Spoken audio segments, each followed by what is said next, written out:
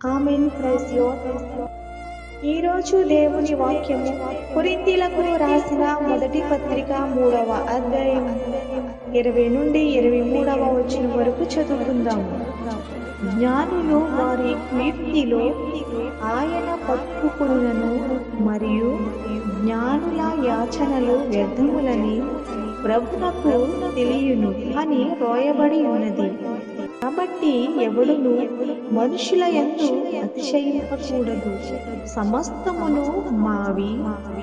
పౌలైనను అపోలోనైనను కేఫా అయినను లోకమైనను జీవమైనను మరణమైనను ప్రస్తుతమునందున్నవైనను రాబోవువైనను సమస్తమును నీవే.